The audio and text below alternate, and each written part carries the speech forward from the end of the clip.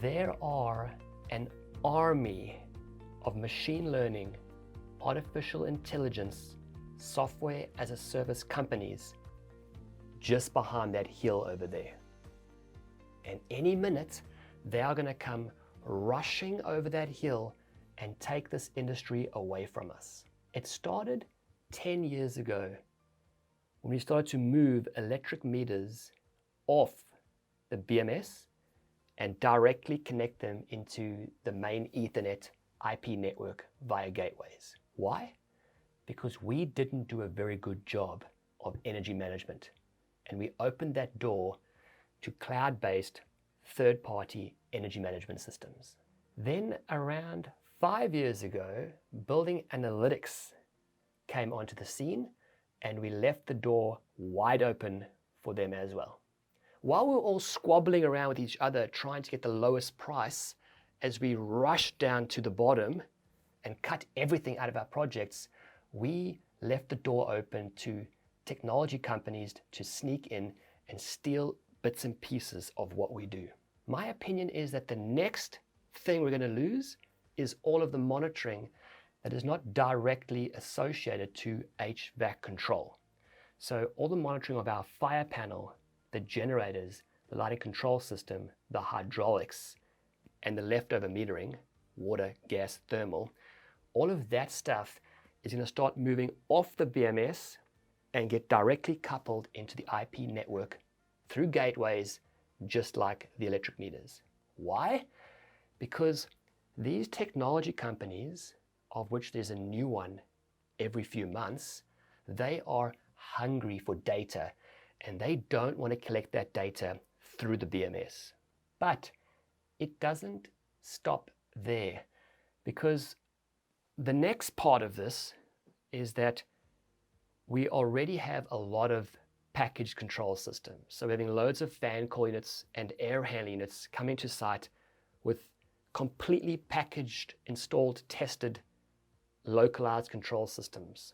So we're already having that. That's, again, less HVAC control that we normally do.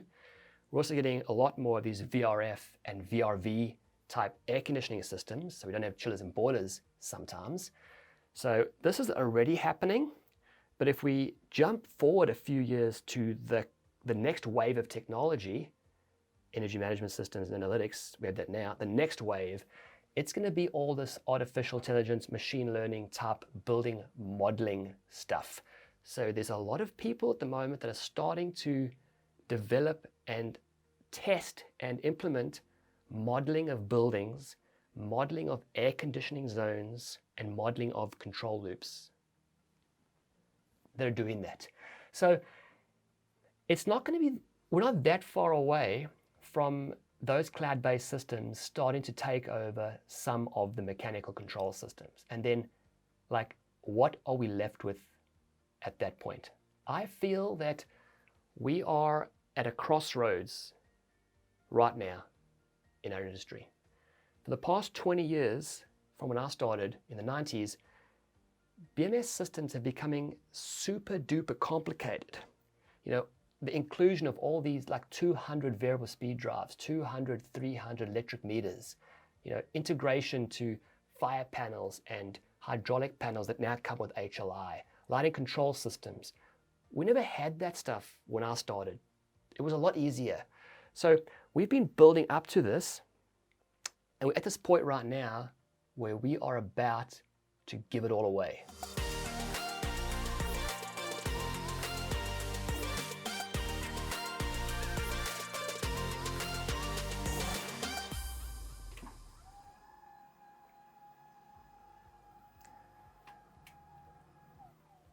It's my new toy for the week. Really beautiful desk, this. Like the IKEA desk with the manual roll-up, but this thing is really awesome. Let me tell you a little story, because I think the best way to explain this is to go on a little bit of a journey that I've been on for 20 years. So if you have 10 years experience or less, then I sort of class you to be the current generation of BMS professionals. If you have more than 10 years experience and you started your career in the 1990s, then I would class you as the previous generation. And an incredible amount has changed from the previous generation to the current generation. And I think it's a good discussion to have for you guys that are quite new to this, because you will be blown away by what has changed. So in those days, we pretty much only had the BMS manufacturers. We didn't have all these integrators. We had some independent, smaller BMS companies, but they weren't real major players in the market. So at that time, companies were all tendering with an equal offering. You could say it like that. So the first thing I want to say to you is, in those days, we had a guy called Barry, and he was the installation supervisor at the company I worked for. So Barry's job was to walk around all the main sites, go through them over every week or two, whatever it was, and he would meet the BMS installation subcontractor and coordinate all that stuff. So whenever Barry came to my site, I used to always go and spend half a day with him and walk around with him and see how he was coordinating with our installer and looking at containment routes and solving problems and looking ahead at the next installation work phase. So Barry was the interface and the coordinator between our company and our installation contractors on all of our big projects. So other than just having that extra person to just focus on that, I used to learn a lot from Barry, because I'd walk around and understand all these things that I wouldn't be learning if I was just sitting in the office doing the design, which is what I was doing at that time. The next person we had was Eric. Now, Eric was our commissioning manager for our company. So Eric used to float around across all the big sites that were in commissioning phase and coordinate and help the commissioning teams to deliver on time, etc., etc. So when I was a commissioning tech, I'd get to site, put my boots on, put my hard hat on, go and see Eric.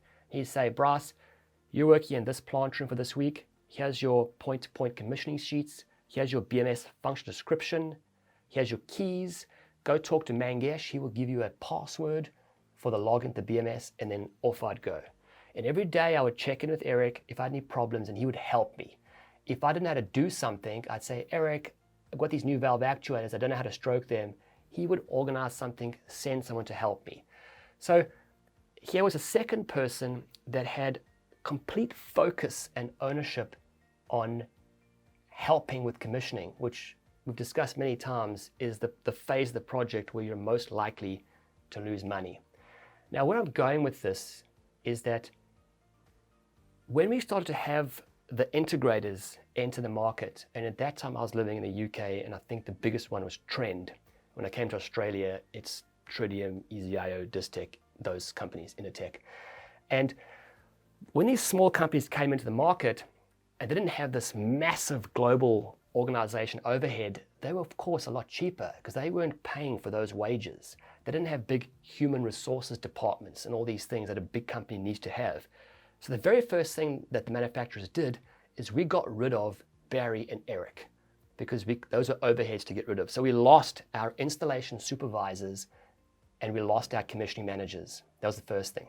Another thing we lost is we used to have technical support departments. So there were guys that I could phone on my mobile, a team of them, and say, I've got a problem, I've installed the server operating system, it's not working, what do I do? They would help me. Now, most companies still have technical support, but they're in other countries and they're not accessible. These guys lived in the same country that I lived in.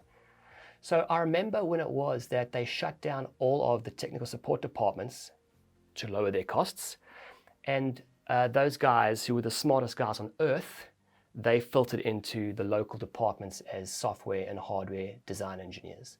So that was the third thing. We lost our technical support departments. The fourth thing that we lost, which was very annoying, is that we lost our local warehouses, because it cost a lot of money to have a massive warehouse in your country with millions of dollars of stock in there and a storeman with a forklift. That costs money. So then I remember they shut down all of our local warehouses, and now we had to buy things from overseas.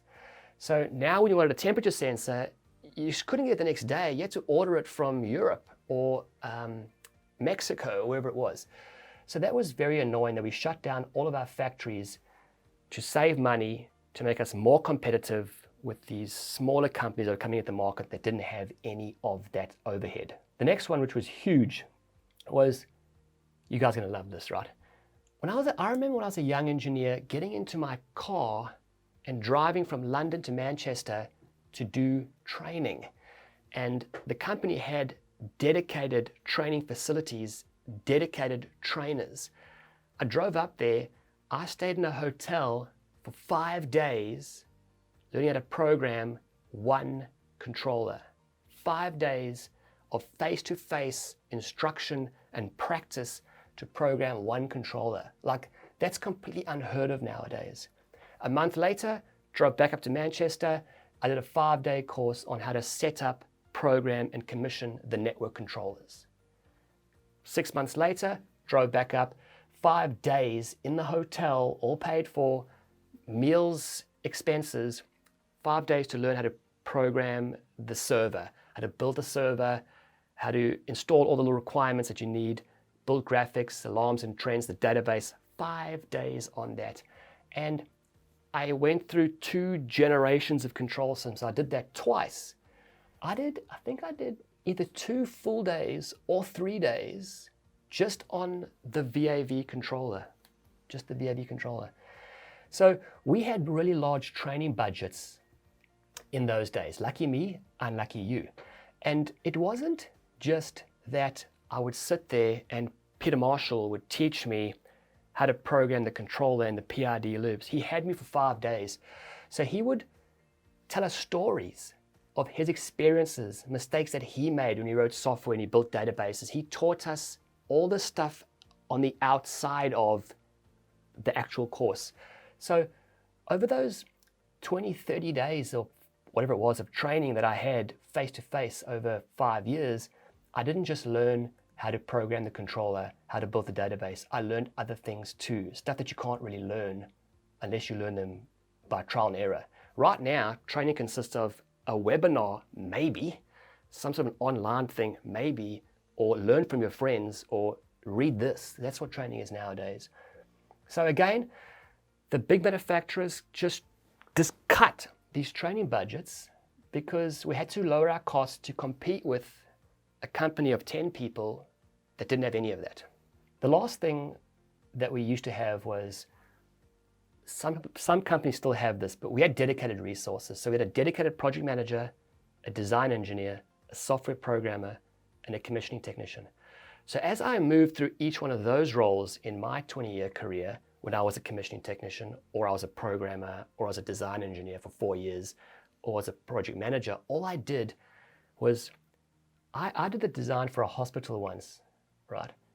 For 12 months, every day, 40 hours a week, I just did the design.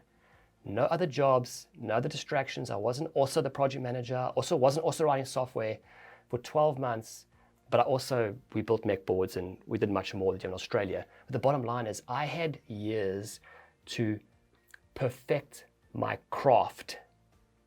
Whereas nowadays, the integrator model is generally that one guy does almost everything.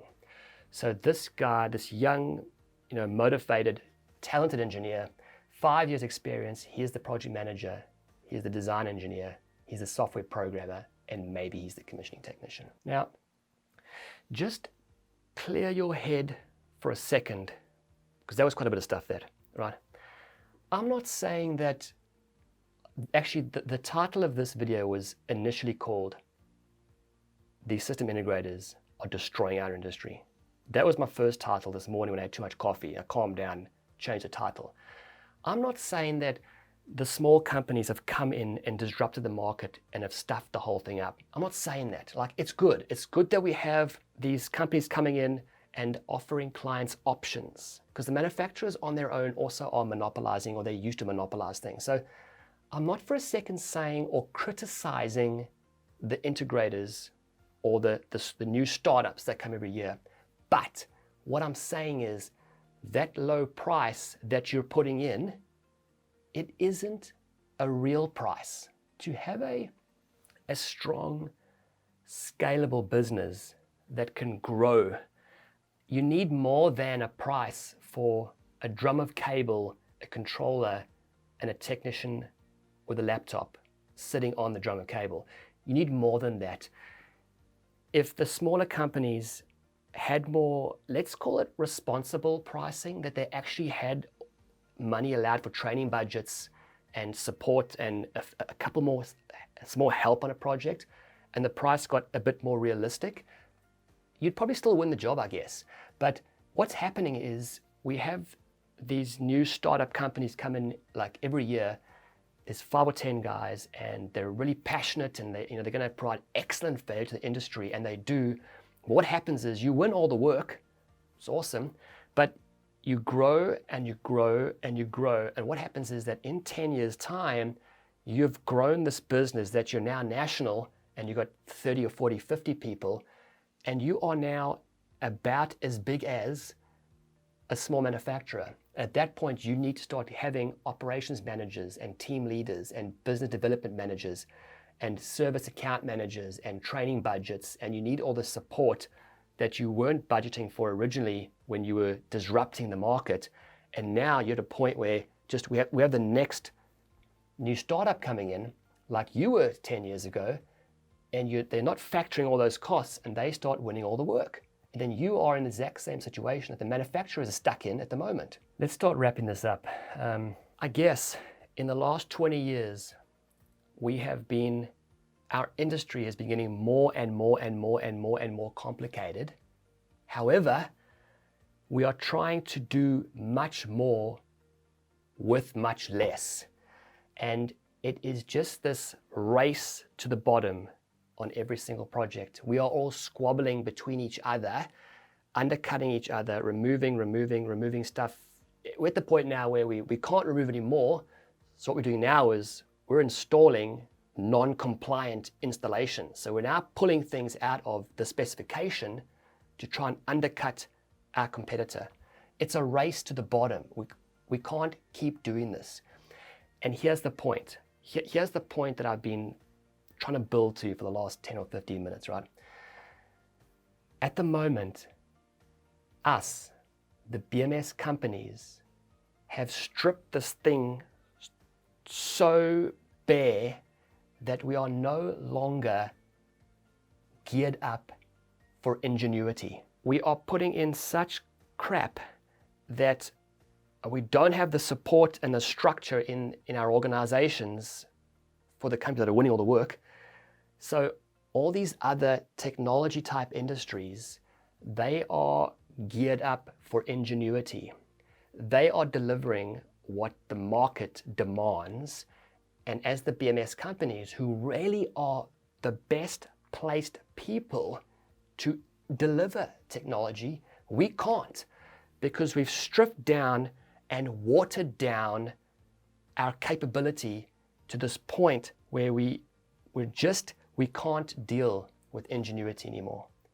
So this video is not one of those videos like, witnessing or BMS maintenance or was it weatherproofing type of stuff. Like, this is really important. So just stop and think about what I've said through this whole video. Like, just think about it, right? We are killing our own industry off, and we're making our industry available to be stolen from us by the next generation of technology companies, because we, as the BMS companies, we were the technology companies.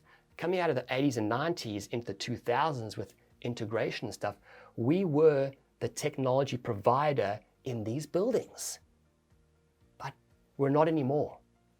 We need to change how we tender for and win projects and start to provide real value for our client.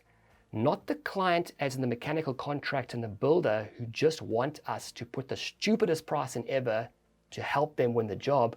We have to start putting in the right price to provide high value to the building owner, because they are losing faith in us. Whoa! Next week. Have a good weekend.